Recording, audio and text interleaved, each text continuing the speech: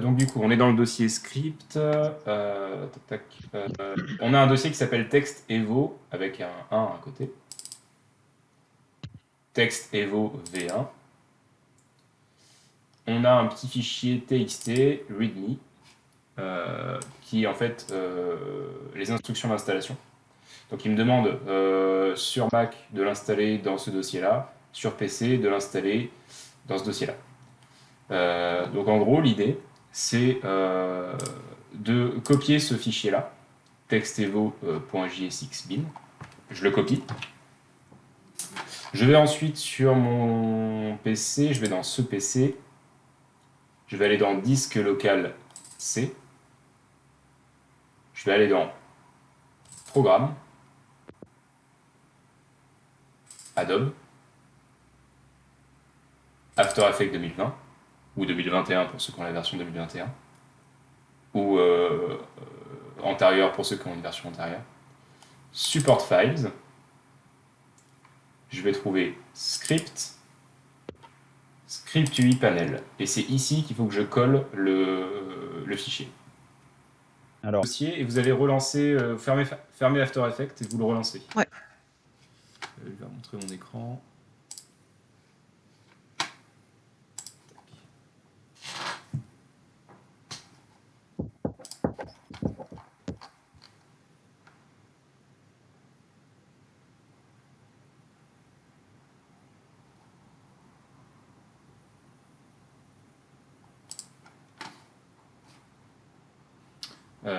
On ouvre un nouveau projet, un projet vierge. Et pour faire apparaître les plugins dans After Effects, il faut aller dans Fenêtre. Et tout en bas, vous allez trouver tous les plugins qui sont installés. Alors moi j'en ai un petit paquet, mais normalement vous devriez trouver TextEvo assez facilement. ouais. Vous cliquez dessus, et en fait il s'ouvre dans une fenêtre à part entière, une fenêtre flottante. Cette fenêtre flottante, vous pouvez l'ancrer sur le côté. Vous placez votre curseur juste en dessous de la barre blanche ici. Là. Il faut que vous ayez une icône de flottoir avec un rectangle blanc. Et vous cliquez, vous déplacez votre panneau et vous le glissez par exemple ici. Là. Oh, désolé, mais vous m'aviez perdu. J'ai bugué. Ah. Donc j'ai rien vu. Désolé. Alors, si je veux toujours l'avoir dans ma liste, je peux simplement enregistrer mon espace de travail en tant que nouvel espace de travail. Comme ça, je serai sûr à chaque ouverture d'After Effects d'avoir ce panneau ici à droite.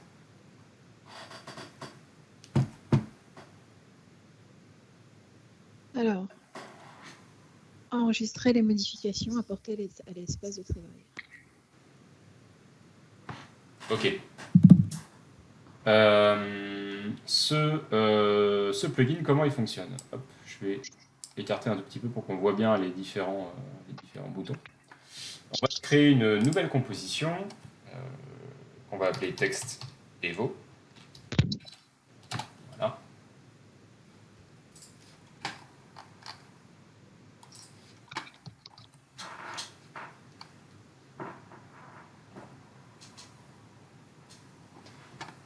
On va pouvoir ici créer un texte. Par exemple,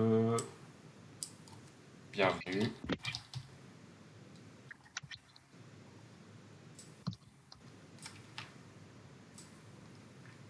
Attention, si vous ne voyez pas votre texte, c'est qu'il est très grand. Et du coup, il n'apparaît pas.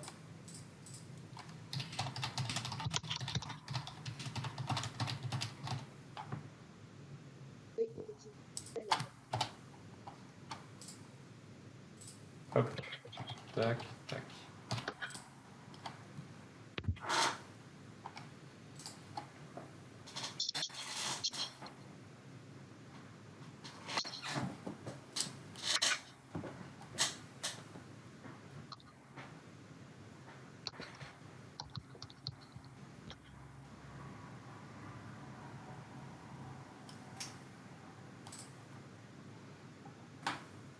Ce plugin, il va me permettre, sans avoir à créer d'image clé, de faire de l'animation de texte. Lorsque je le déplie ici sur le côté,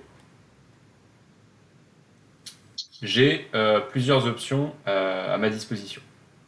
In, out, un bouton apply, ça c'est un bouton d'aide en cas de problème, un menu déroulant avec marqué add et un menu déroulant avec marqué based on.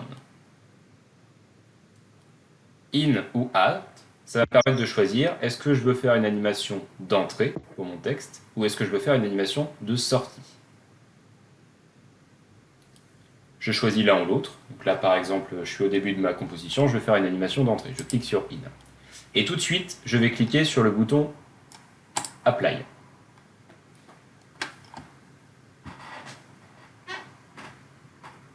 Si je vais voir ce qui se passe dans les effets de mon calque texte, j'ai des paramètres qui ont été appliqués.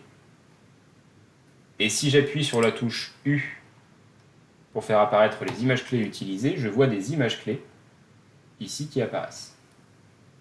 Mais si je joue mon animation, j'ai rien du tout. Si vous voulez, ça c'est la base pour que ensuite l'animation fonctionne. Pour ensuite avoir une animation, il faut aller sélectionner dans Add, dans le menu déroulant, le type d'animation que vous souhaitez. Alors là, vous ne voyez pas mon truc, je suis sûr. Si. Ah non, je vois pas le menu déroulant. Ah, ça y est, là vous le Ah voyez. si. Ouais, Si, c'est bon. ouais. Ah, ok. Ça y est, là on le voit, ouais. Ok, parfait.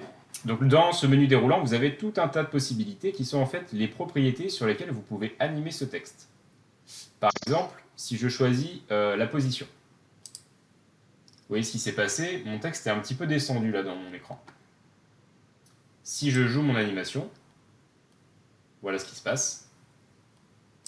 J'ai mon texte qui est animé, lettre par lettre.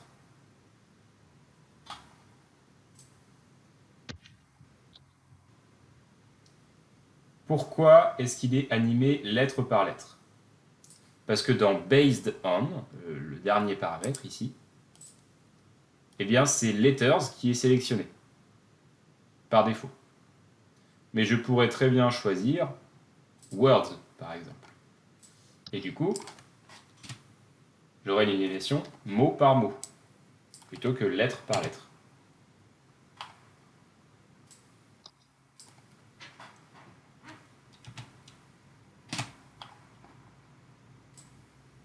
Et ce qui est intéressant, c'est que je peux tout à fait faire partir mon texte de beaucoup plus bas. Parce que là, il part simplement d'un tout petit peu en dessous sa position initiale. Mais comment je gère ces paramètres-là? Tout simplement, les paramètres de la fonction add ici que vous ajoutez, vous les retrouvez ici dans les paramètres d'effet. Et dans position in, on va trouver point 3D. Et ça, ce sont un axe en X, en Y et en Z. Ici, on est sur une composition en 2D, donc on va se concentrer uniquement sur X et Y.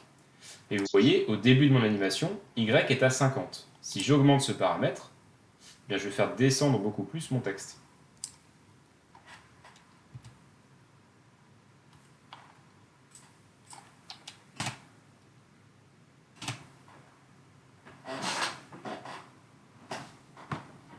Et ce qui est intéressant avec ce plugin, c'est qu'il y a tout de suite un lissage de vitesse qui est appliqué.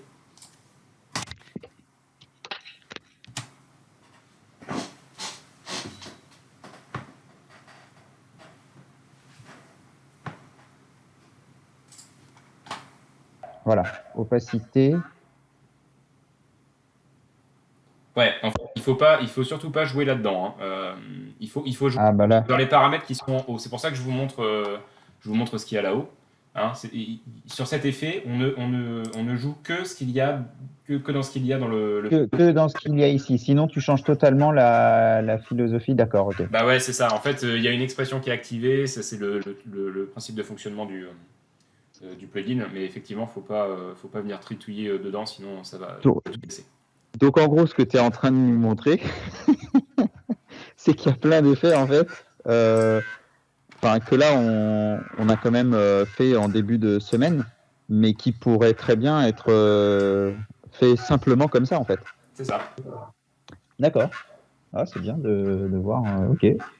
Bah, en fait, le truc, c'est que tu es obligé de passer par l'animation traditionnelle, entre guillemets, de faire les trucs en dur, avant de trouver des outils qui te permettent de faire ça plus facilement.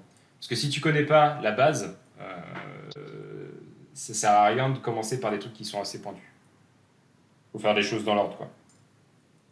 D'accord. Et du coup, quand tu veux, par exemple, là, moi, je suis sur le truc opacité, mais je veux changer d'effet.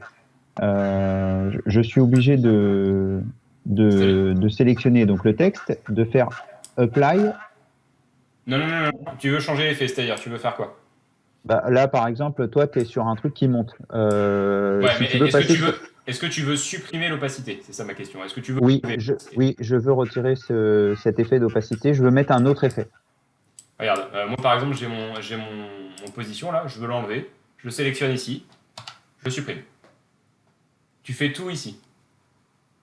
Ah, d'accord. Tout se fait là-dedans. En fait, tu vois, à chaque fois que tu vas faire add, par exemple, quelque chose, genre par exemple scale, Ah, ajouter ici. ah, Et bah toutes oui, les oui. propriétés, elles vont se retrouver là. D'accord.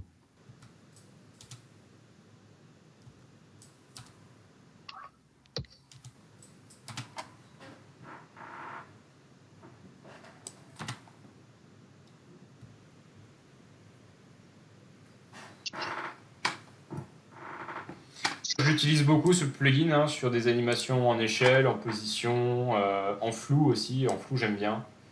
Euh, si je sélectionne Blur, par exemple, tout en bas, là, je peux augmenter ce flou dans les paramètres ici.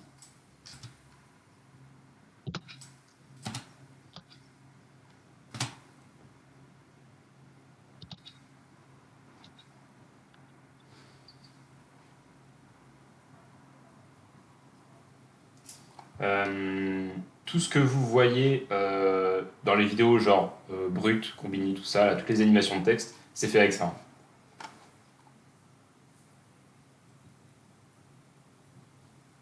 Par exemple, ici, mon animation, je vais supprimer ce que j'ai mis. Je vais mettre une animation en position. Mais plutôt que de jouer sur le paramètre en Y, je vais remettre le paramètre en Y à 0. Je vais jouer sur le paramètre X. Je vais le faire rentrer comme ceci. Puis mon paragraphe, hop, je l'ai aligné à gauche.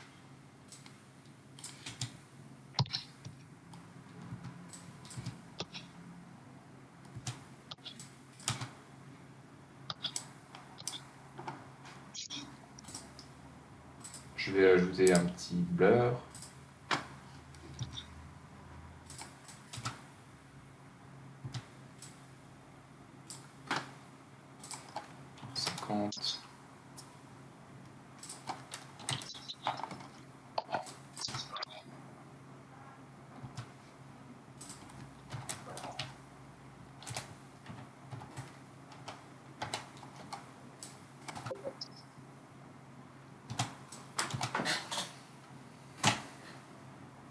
Si vous voulez faire une animation de sortie de votre texte, vous le faire sortir de l'écran. Vous déplacez votre tête de lecture un peu plus loin. Là, bah, à partir du moment où vous voulez faire sortir votre texte, finalement. Et cette fois-ci, vous allez cocher la case Out, ici. On va pouvoir cliquer sur Apply, et en fait, il va me créer de nouvelles images clés. Si j'appuie sur U, ça me fait apparaître ces images clés. Et je peux me placer à la fin de mon animation et aller sélectionner un paramètre, par exemple position. Et vous voyez, ça se rajoute à nouveau dans le panneau effet. J'ai évolution, curseur, delay, reverse, et après j'ai position et blur qui sont mes premières animations en in, et ensuite j'ai évolution out, delay out, reverse out, position out, qui correspondent en fait à mon animation de sortie. Par exemple, je peux sélectionner Words, comme tout à l'heure, et faire sortir mon texte.